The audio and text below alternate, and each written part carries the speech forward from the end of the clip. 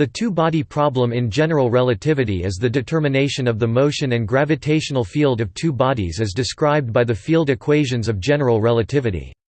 Solving the Kepler problem is essential to calculate the bending of light by gravity and the motion of a planet orbiting its Sun. Solutions are also used to describe the motion of binary stars around each other, and estimate their gradual loss of energy through gravitational radiation. It is customary to assume that both bodies are point-like, so that tidal forces and the specifics of their material composition can be neglected. General relativity describes the gravitational field by curved spacetime. The field equations governing this curvature are nonlinear and therefore difficult to solve in a closed form. No exact solutions of the Kepler problem have been found, but an approximate solution has, the Schwarzschild solution. This solution pertains when the mass m of one body is overwhelmingly greater than the mass m of the other. If so, the larger mass may be taken as stationary and the sole contributor to the gravitational field. This is a good approximation for a photon passing a star and for a planet orbiting its Sun. The motion of the lighter body, called the particle below, can then be determined from the Schwarzschild solution. The motion is a geodesic shortest path between 2 points in the curved spacetime. Such geodesic solutions account for the anomalous precession of the planet Mercury, which is a key piece of evidence supporting the theory of general relativity. They also describe the bending of light in a gravitational field, another prediction famously used as evidence for general relativity. If both masses are considered to contribute to the gravitational field, as in binary stars, the Kepler problem can be solved only approximately.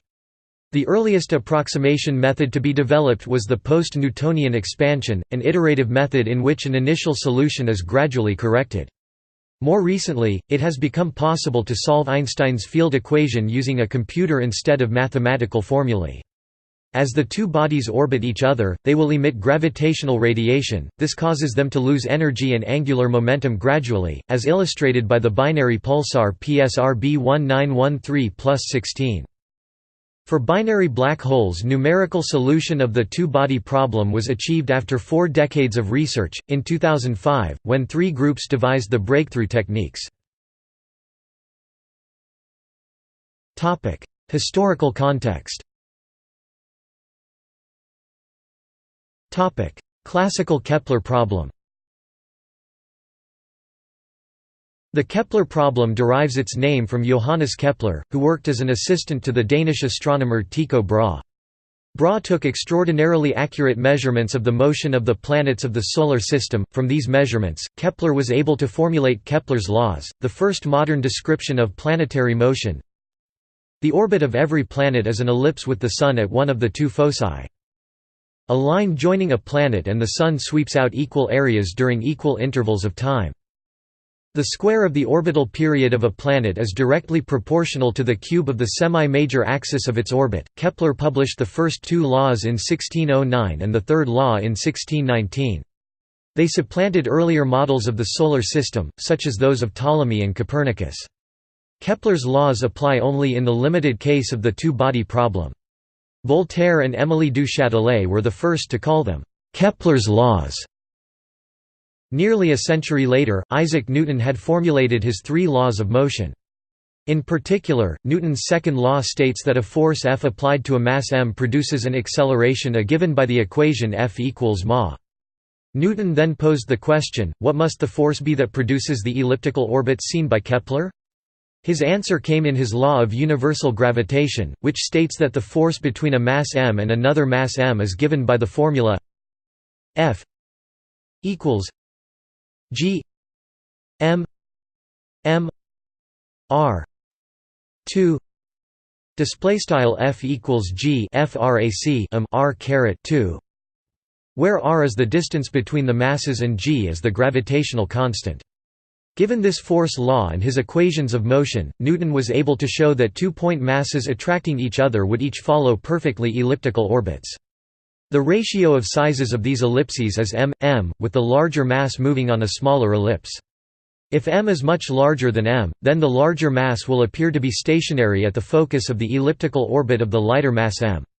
This model can be applied approximately to the Solar System. Since the mass of the Sun is much larger than those of the planets, the force acting on each planet is principally due to the Sun. The gravity of the planets for each other can be neglected to first approximation. Apsidal precession. If the potential energy between the two bodies is not exactly the 1r potential of Newton's gravitational law but differs only slightly, then the ellipse of the orbit gradually rotates, among other possible effects. This apsidal precession is observed for all the planets orbiting the Sun, primarily due to the oblateness of the Sun. It is not perfectly spherical, and the attractions of the other planets to one another.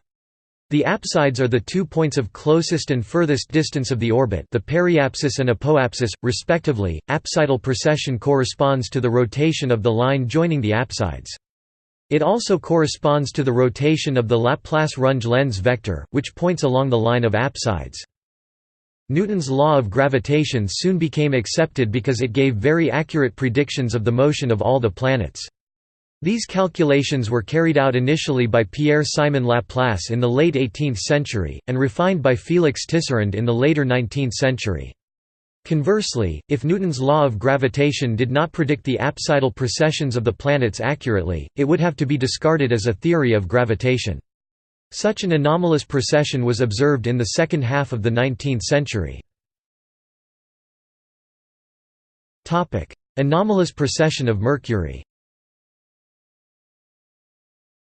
In 1859, Urbain Le Verrier discovered that the orbital precession of the planet Mercury was not quite what it should be. The ellipse of its orbit was rotating precessing slightly faster than predicted by the traditional theory of Newtonian gravity, even after all the effects of the other planets had been accounted for.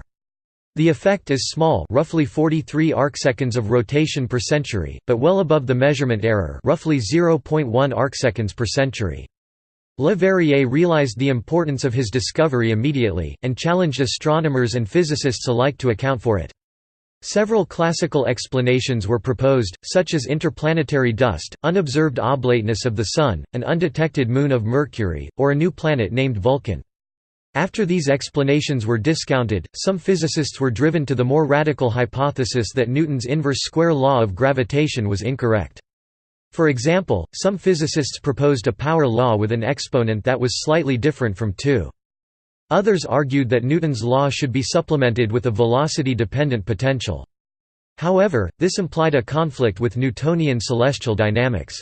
In his treatise on celestial mechanics, Laplace had shown that if the gravitational influence does not act instantaneously, then the motions of the planets themselves will not exactly conserve momentum, and consequently some of the momentum would have to be ascribed to the mediator of the gravitational interaction, analogous to ascribing momentum to the mediator of the electromagnetic interaction. As seen from a Newtonian point of view, if gravitational influence does propagate at a finite speed, then at all points in time a planet is attracted to a point where the Sun was some time before, and not towards the instantaneous position of the Sun. On the assumption of the classical fundamentals, Laplace had shown that if gravity would propagate at a velocity on the order of the speed of light, then the solar system would be unstable, and would not exist for a long time.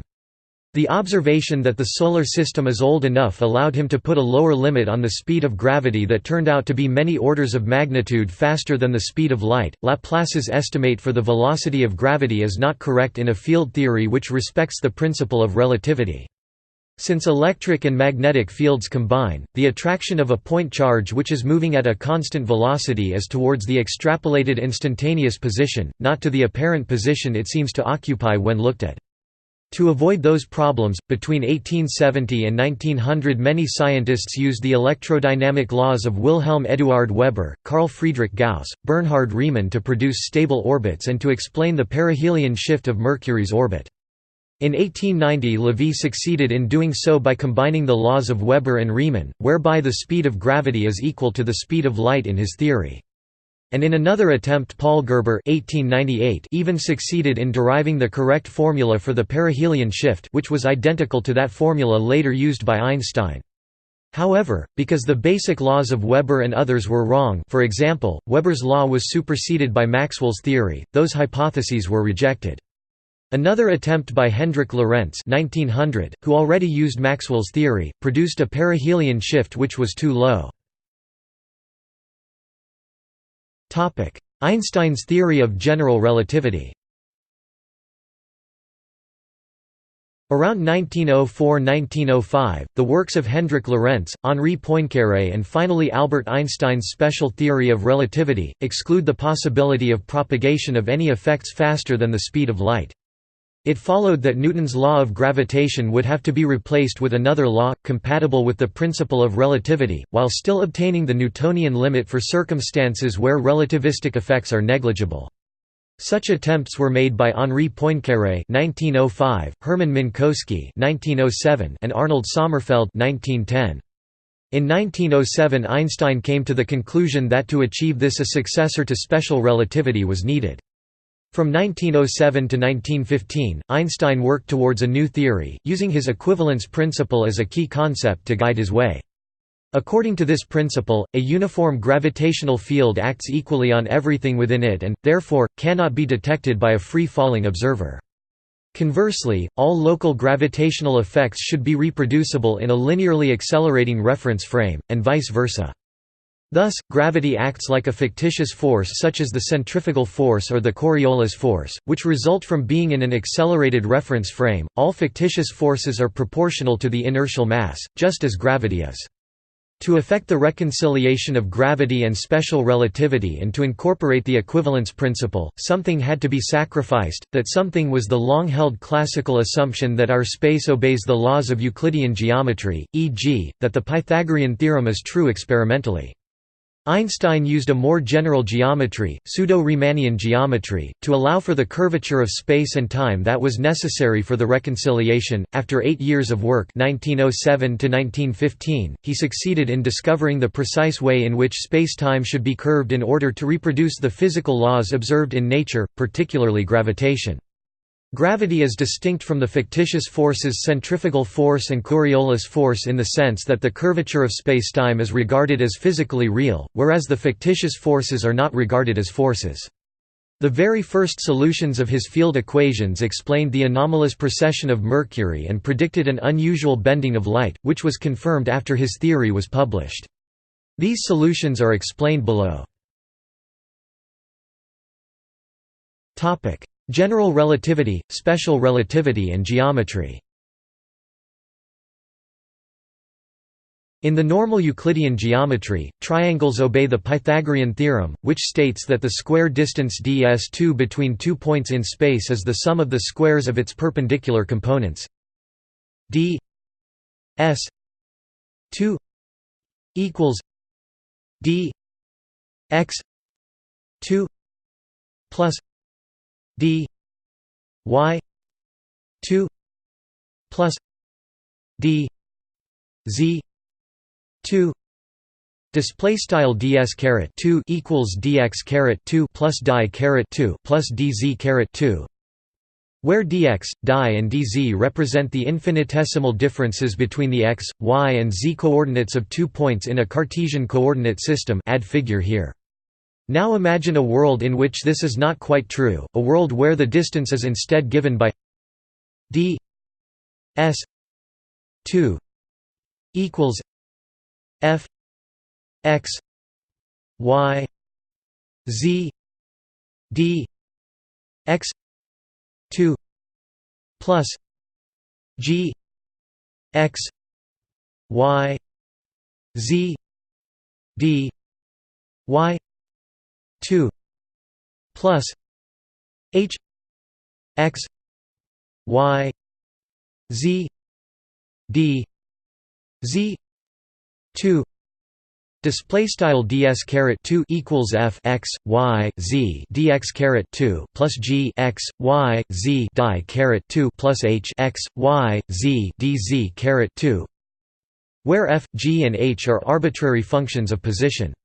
It is not hard to imagine such a world, we live on one. The surface of the world is curved, which is why it's impossible to make a perfectly accurate flat map of the world.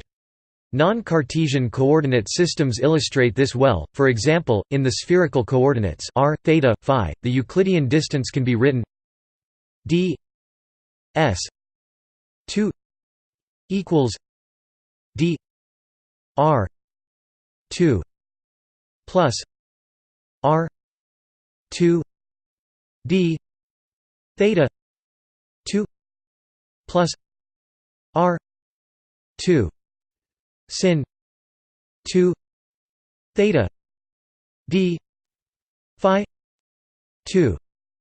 Display style ds caret 2 equals doctor caret 2 plus r caret 2 d theta caret 2 plus r caret 2 sin caret 2 theta d var phi caret 2.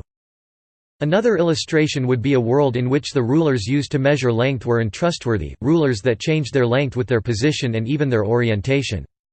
In the most general case, one must allow for cross terms when calculating the distance ds d s 2 equals g x x d x 2 plus g x y d x d y plus g x z d x d z plus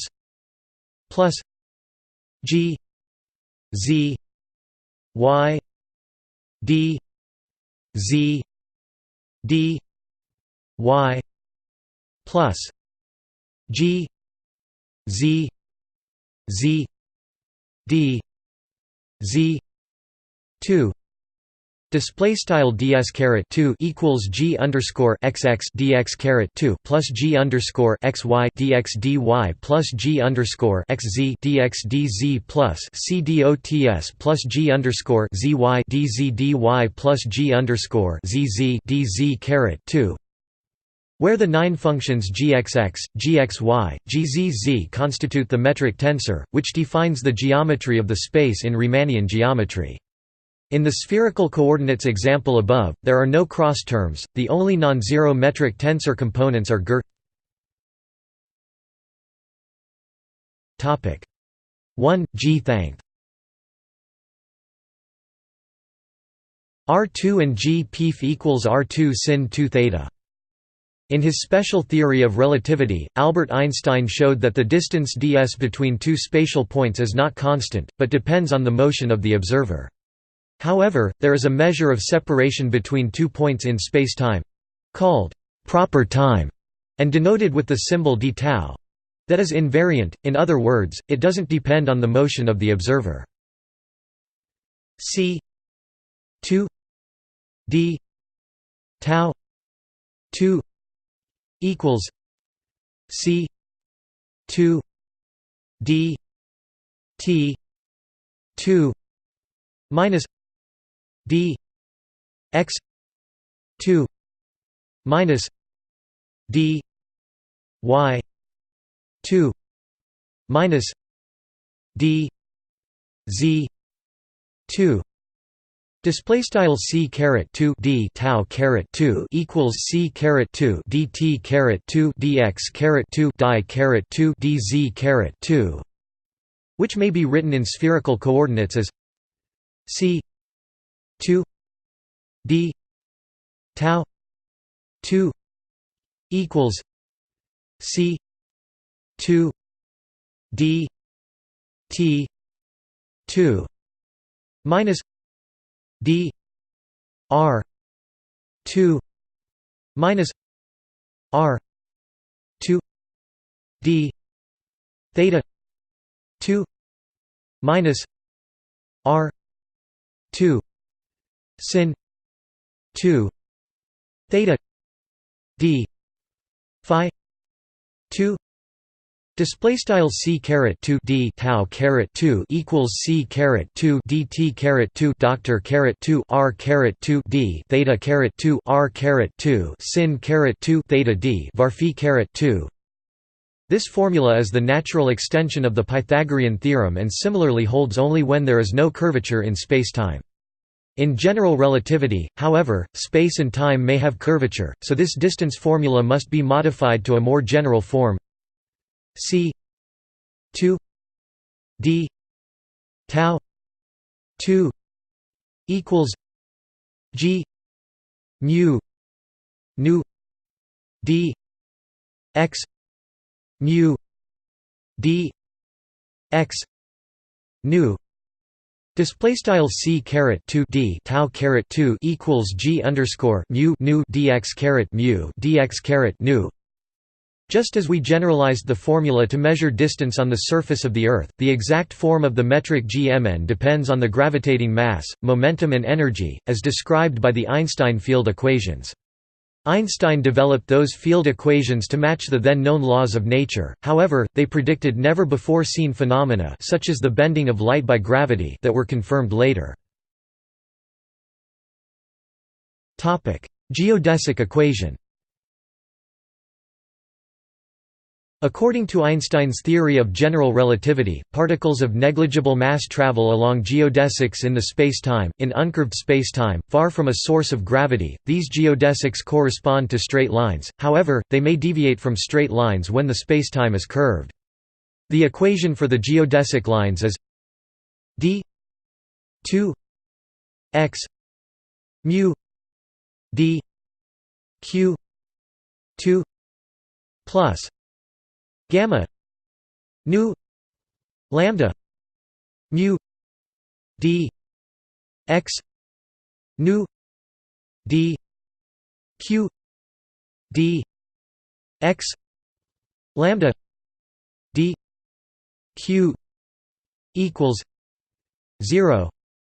Display style frac d caret 2 x caret mu dq caret 2 plus gamma underscore nu lambda caret mu frac dx caret nu dq frac dx caret lambda dq equals 0, where gamma represents the Christoffel symbol and the variable q parametrizes the particle's path through spacetime, its so-called world line. The Christoffel symbol depends only on the metric tensor gmn, or rather on how it changes with position. The variable q is a constant multiple of the proper time tau for timelike orbits which are traveled by massive particles, and is usually taken to be equal to it.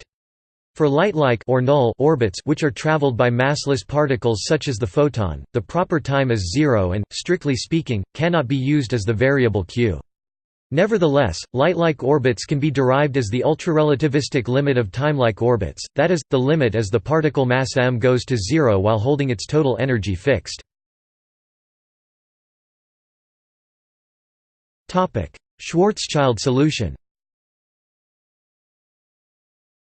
An exact solution to the Einstein field equations is the Schwarzschild metric, which corresponds to the external gravitational field of a stationary, uncharged, non-rotating, spherically symmetric body of mass m. It is characterized by a length scale Rs, known as the Schwarzschild radius, which is defined by the formula R s equals 2 G m c 2. Display style R underscore s equals frac 2 gm c caret 2, where g is the gravitational constant. The classical Newtonian theory of gravity is recovered in the limit as the ratio Rs r goes to 0. In that limit, the metric returns to that defined by special relativity. In practice, this ratio is almost always extremely small. For example, the Schwarzschild radius Rs of the Earth is roughly 9 mm (3/8 inch). At the surface of the Earth, the corrections to Newtonian gravity are only 1 part in a billion. The Schwarzschild radius of the Sun is much larger, roughly 2,953 meters, but at its surface, the ratio Rs/r is roughly 4 parts in a million. A white dwarf star is much denser, but even here the ratio at its surface is roughly 250 parts in a million.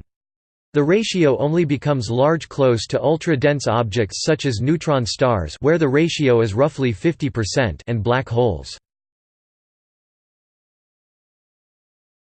Topic: Orbits about the central mass.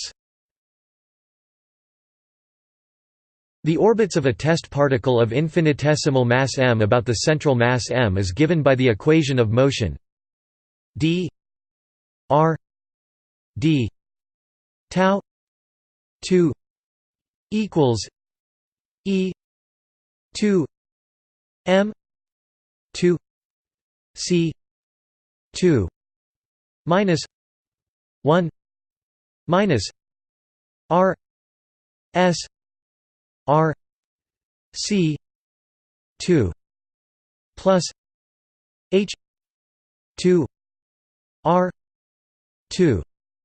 Display style left frac doctor d tau right caret 2 equals frac e caret 2 m caret 2 c caret 2 left 1 frac r underscore s r right left c caret 2 plus frac h caret 2 r caret 2 right, where h is the specific relative angular momentum. H equals r times v equals L mu. Display style h equals r times v equals L over mu. This can be converted into an equation for the orbit d r d phi 2 equals r 4 b 2 minus 1 minus r s r r 4 a 2 plus r 2. Display style left frac doctor d varphi right caret 2 equals frac r caret 4 b caret 2 left 1 frac r underscore s r right left frac r caret 4 a caret 2 plus r caret 2 right, where, for brevity, two length scales, A equals h, c and b equals l c, e, have been introduced. They are constants of the motion and depend on the initial conditions position and velocity of the test particle. Hence, the solution of the orbit equation is phi equals 1 r 2 1 b 2 minus 1 minus r s r 1 a 2 plus 1 r 2 minus 1 2 d r. Display style varphi equals int frac 1 r caret 2 left frac 1 b caret 2 left 1 frac r underscore mathrm s r right left frac 1 a caret 2 plus frac 1 r caret 2 right right caret minus 1/2 doctor. Topic: Effective radial potential energy. The equation of motion for the particle derived above d r d tau 2 equals e 2 m 2 c 2 minus c 2 plus r s c 2 r minus h 2 r 2 plus r s h 2 r 3. Display style left frac doctor d tau right caret 2 equals frac e caret 2 m caret 2 c caret 2 c caret 2 plus frac r underscore s c caret 2 r frac h caret 2 r caret 2 plus frac r underscore s h caret 2 r caret 3 can be rewritten using the definition of the Schwarzschild radius rs as 1 2 m d r d tau 2 equals e 2 2 m c 2 minus 1 2 m c 2 plus g m m r minus l 2 2 mu r 2 plus g m plus m l 2 c 2 mu r 3.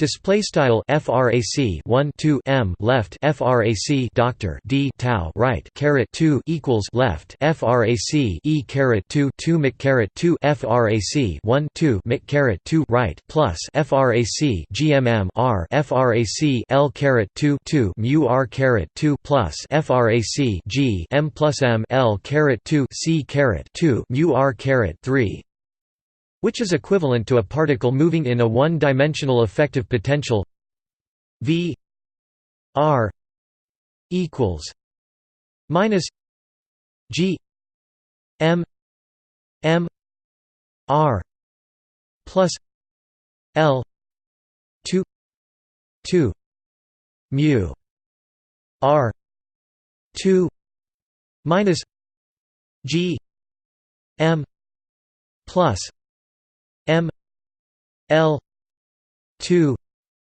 c 2 mu r 3.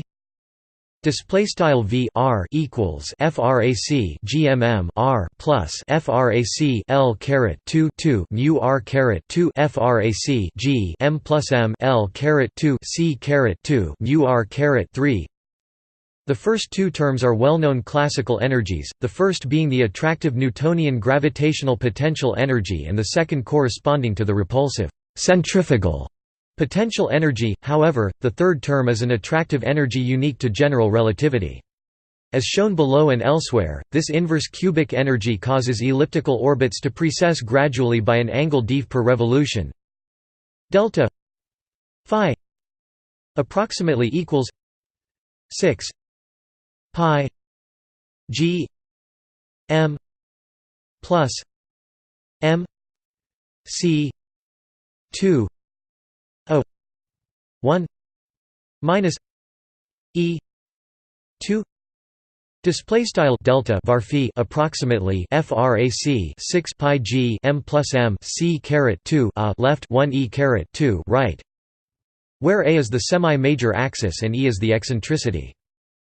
The third term is attractive and dominates at small r values, giving a critical inner radius Rinner at which a particle is drawn inexorably inwards to r equals 0. This inner radius is a function of the particle's angular momentum per unit mass or, equivalently, the A-length scale defined above. Circular orbits and their stability. The effective potential V can be rewritten in terms of the length A equals h c v r equals m c 2 2 minus r s r plus a 2 r 2 minus r s a 2 r 3. Display style v r equals frac mic caret 2 2 left frac r underscore s r plus frac a caret 2 r caret 2 frac r underscore s a caret 2 r caret 3 right. Circular orbits are possible when the effective force is 0. F equals minus d v d r equals minus m c 2 2 r 4 r s r 2 minus 2 a 2 r plus 3 r s a 2 equals 0. Display style f equals frac dv doctor equals frac mic caret 2 2 r caret 4 left r underscore s r caret 2 2 a caret 2 r plus 3 r underscore s a caret 2 right equals 0.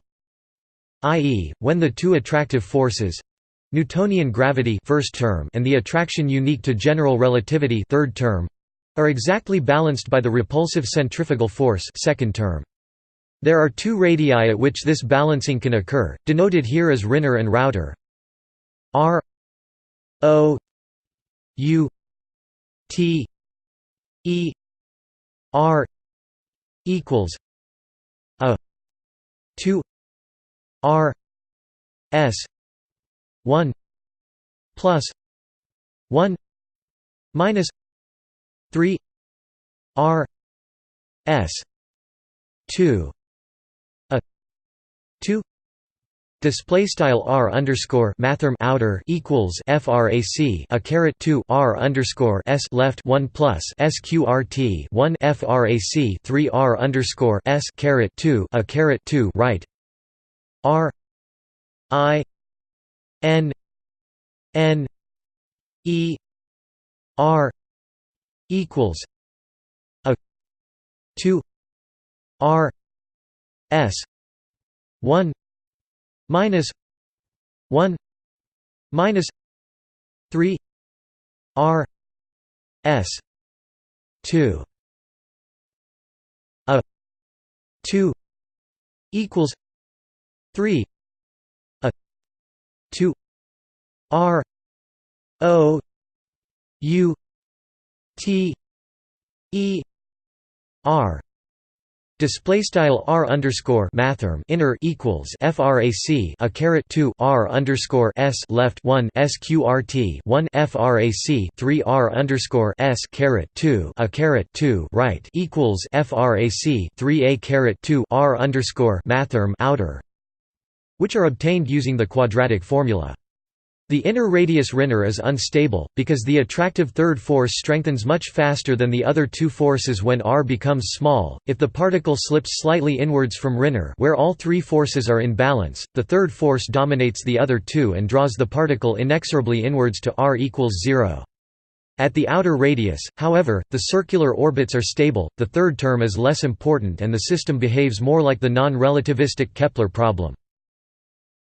When A is much greater than Rs, the classical case, these formulae become approximately R O U T E R approximately equals 2 a 2 R S display style r underscore mathrm outer approximately frac 2 a caret 2 r underscore s R I N N E R approximately equals 3 2 R S display style r underscore mathrm inner approximately frac 3 2 r underscore s.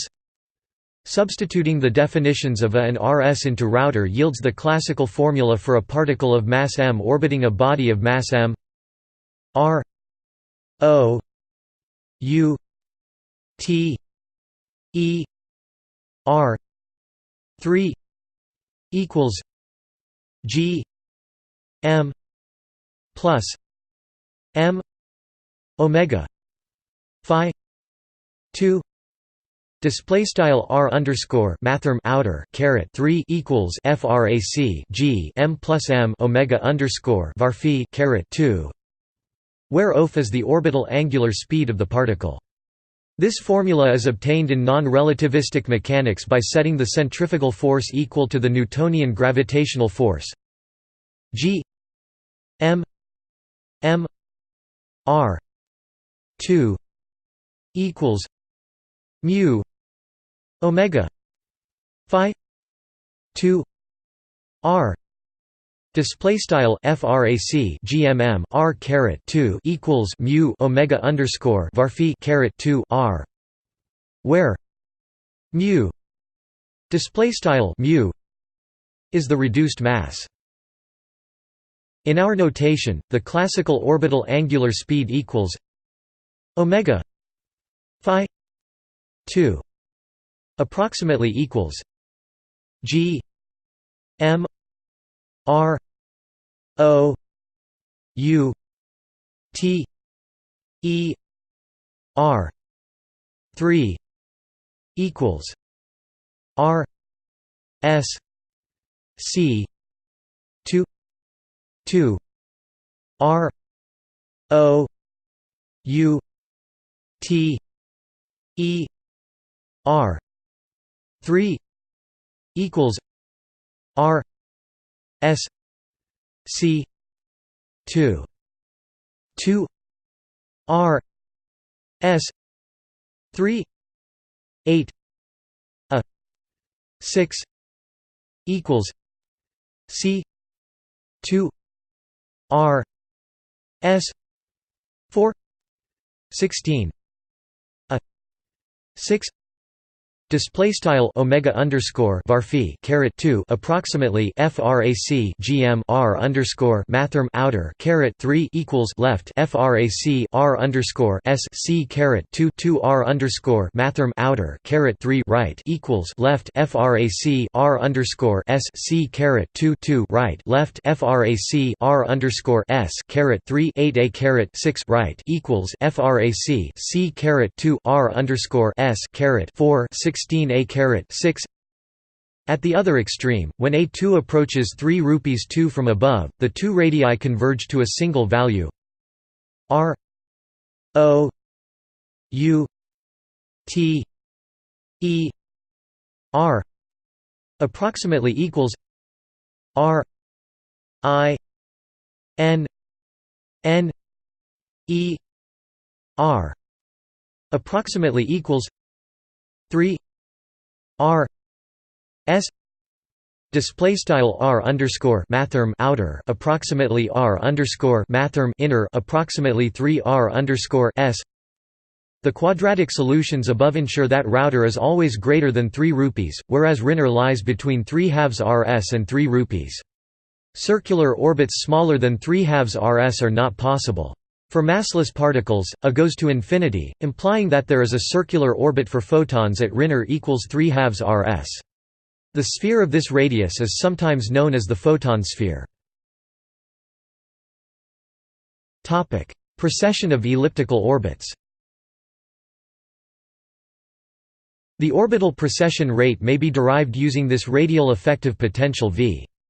A small radial deviation from a circular orbit of radius router will oscillate in a stable manner with an angular frequency omega r 2 equals 1 m d 2 v d r 2 r equals r o u T E R display style omega underscore r caret 2 equals frac 1 m left frac d caret 2 v doctor caret 2 right underscore r equals r underscore mathrm outer, which equals omega r 2 equals c 2 r s 2 R O U T E R 4 R O U T E R minus R I N N E R equals omega phi 2 1 minus 3 r s 2 a 2 display style omega underscore r caret 2 equals left frac c caret 2 r underscore s 2 r underscore mathrm outer caret 4 right left r underscore mathrm outer r underscore mathrm inner right equals omega underscore varphi caret 2 sqrt 1 frac 3 r underscore s caret 2 a caret 2. Taking the square root of both sides and expanding using the binomial theorem yields the formula omega r equals omega phi 1 minus 3 r s 2 4 a 2 plus display style omega underscore r equals omega underscore var phi left 1 frac 3 r underscore s caret 2 4 a caret 2 plus c dots right. Multiplying by the period t of one revolution gives the precession of the orbit per revolution. Delta phi equals t omega phi minus omega r approximately equals 2 pi 3 r s 2 4 a 2 equals 3 pi m 2 c 2 2 l 2 r s 2 display style delta var phi equals t left omega underscore var phi omega underscore r right approximately 2 pi left frac 3 r underscore s caret 2 4 a caret 2 right equals frac 3 pi m caret 2 c caret 2 2 l caret 2 r underscore s caret 2, where we have used OF t equals 2p and the definition of the length scale a. Substituting the definition of the Schwarzschild radius rs gives delta phi approximately equals 3 pi m 2 c 2 2 l 2 4 g 2 m 2 c 4 equals 6 pi g 2 m 2 m 2 c 2 l 2 display style delta var phi approximately frac 3 pi m caret 2 c caret 2 2 l caret 2 left frac 4 g caret 2 m caret 2 c caret 4 right equals frac 6 pi g caret 2 m caret 2 m caret 2 c caret 2 l caret 2. This may be simplified using the elliptical orbit's semiaxes a and eccentricity e related by the formula h 2 g m plus m equals a 1 minus e 2 display style frac h caret 2 g m plus m equals a left 1 e caret 2 right. To give the precession angle delta phi approximately equals 6 pi g m plus m c 2 a 1 minus e 2 display style delta var phi approximately frac 6 pi g m plus m c caret 2 a left 1 e caret 2 right. Topic beyond the Schwarzschild solution. Topic post-Newtonian expansion. In the Schwarzschild solution, it is assumed that the larger mass m is stationary and it alone determines the gravitational field, i.e., the geometry of spacetime, and, hence, the lesser mass m follows a geodesic path through that fixed spacetime. This is a reasonable approximation for photons and the orbit of Mercury, which is roughly 6 million times lighter than the Sun. However, it is inadequate for binary stars, in which the masses may be of similar magnitude. The metric for the case of two comparable masses cannot be solved in closed form, and therefore one has to resort to approximation techniques such as the post-Newtonian approximation or numerical approximations. In passing, we mention one particular exception in lower dimensions. See R equals T model for details. In 1 + 1 dimensions, i.e. a space made of one spatial dimension and one time dimension, the metric for two bodies of equal masses can be solved analytically in terms of the Lambert W function. However, the gravitational energy between the two bodies is exchanged via dilitons rather than gravitons, which require three space in which to propagate. The post-Newtonian expansion is a calculational method that provides a series of ever more accurate solutions to a given problem. The method is iterative. An initial solution for particle motions is used to calculate the gravitational fields. From these derived fields, new particle motions can be calculated, from which even more accurate estimates of the fields can be computed, and so on. This approach is called post-Newtonian because the Newtonian solution for the particle orbits is often used as the initial solution. When this method is applied to the two-body problem without restriction on their masses, the result is remarkably simple. To the lowest order, the relative motion of the two particles is equivalent to the motion of an infinitesimal particle in the field of their combined masses. In other words, the Schwarzschild solution can be applied, provided that the m plus m is used in place of m in the formulae for the Schwarzschild radius rs and the precession angle per revolution df. Modern computational approaches. Einstein's equations can also be solved on a computer using sophisticated numerical methods. Given sufficient computer power, such solutions can be more accurate than post-Newtonian solutions.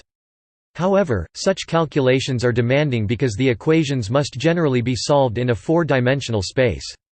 Nevertheless, beginning in the late 1990s, it became possible to solve difficult problems such as the merger of two black holes, which is a very difficult version of the Kepler problem in general relativity.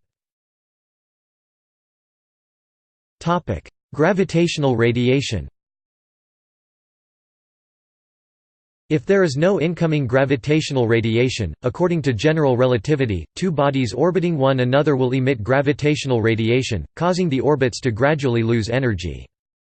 The formulae describing the loss of energy and angular momentum due to gravitational radiation from the two bodies of the Kepler problem have been calculated.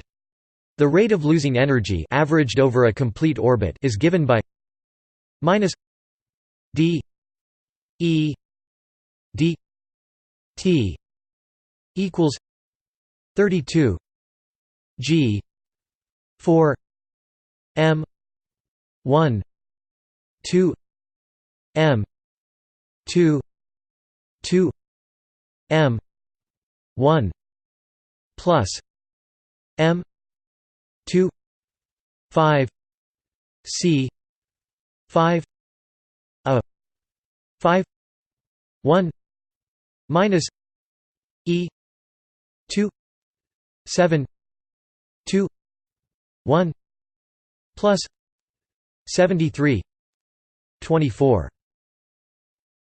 e 2 plus 37 96 e 4. Display style BIGL Langle frac de dt big R Rangle equals frac 32 G caret 4 M underscore 1 caret 2 M underscore 2 caret 2 left M underscore 1 plus M underscore 2 right 5 C caret 5 a caret 5 left 1 E caret 2 right caret 7 halves left 1 plus frac 73 24 E caret 2 plus frac 37 96 E caret 4 right, where E is the orbital eccentricity and A is the semi-major axis of the elliptical orbit. The angular brackets on the left-hand side of the equation represent the averaging over a single orbit. Similarly, the average rate of losing angular momentum equals minus d L z d t equals 32 g 7 2 m 1 2 m 2 2 m 1 plus m 2 5 c 5 a 7 2 1 minus e 2 2 1 plus 7 8 e 2. Display style BIGL Langle frac DL underscore Z DT big R Rangle equals frac 32 G caret 7 halves M underscore 1 caret 2 M underscore 2 caret 2 SQRT M underscore 1 plus M underscore 2 5 C caret 5 a caret 7 halves left 1 E caret 2 right caret 2 left 1 plus frac 7 8 E caret 2 right. The rate of period decrease is given by minus d p b d t equals 192 pi g 5 3 m 1 m 2 m 1 plus m 2 minus 1 3 5 C 5 1 minus E 2 7 2 1 plus 73 24 E 2 plus 37 96 E 4 P B 2 pi minus 5 3.